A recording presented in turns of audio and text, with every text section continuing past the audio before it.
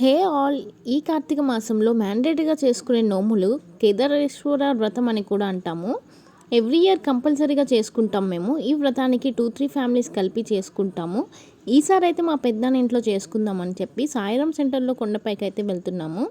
మీలో ఎంతమందికి ఈ ప్లేస్ తెలుసో కామెంట్ చేయండి. పూజకు కావాల్సిన ప్రిపరేషన్ అంతా చేస్తున్నారు. ఇంకా మా అన్నయ్య వాళ్ళ పిల్లలు, మా అక్క వాళ్ళ పిల్లలు అందరూ కలిసి ఆడుకుంటున్నారు. ఈ తాబేలు అయితే అడవి తాబేలు అంట, అరకు వెళ్ళినప్పుడు తెచ్చుకున్నారు. ఇంకా మేమందరం ఈ తాబేలతో ఆడుకోవడం అయితే స్టార్ట్ చేసాము. తినొచ్చేసి మా అన్నయ్య వాళ్ళ కూతురు, తన పేరు త్యాన్షి, మేము తిన్షి అంటాము. మేమందరం తనని నేర్పిస్తున్నాము. ఈలోపు పూజకంతా రెడీ చేసేసారు. ఈ పూజకి మాత్రం నా చిన్నప్పటి నుంచి ఇవే ఫుడ్ ఐటమ్స్ అయితే పెడుతున్నారు. ముద్దపప్పు, కలకూర, చారు, పరవన్నం, పెసరబొట్లు. మీరు కూడా చూసేయండి మరి మేమైతే పూజలా చేసుకున్నాం అనేది.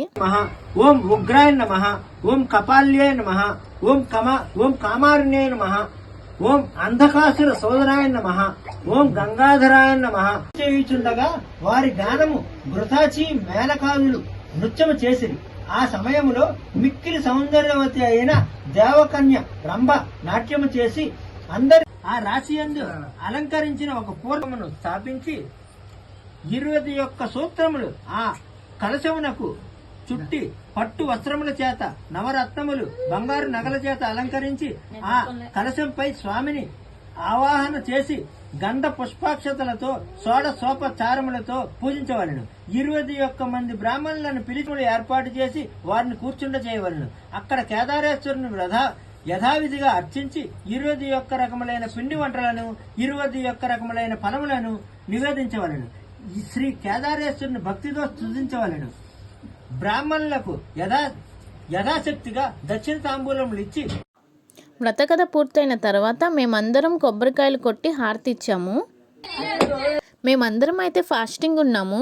దేవుడికి నైవేద్యం సమర్పించాక మేమందరం 365 ఒత్తులు అయితే వెలిగించాము. ఈ పూజలో మ్యాండేటరీ అయితే ఈ నోము దారాలు. మేమైతే మా డేని చాలా ఎంజాయ్ చేసాము. ఎవ్రీ ఇయర్ మేమైతే ఇలానే చేసుకుంటాము. Bye bye.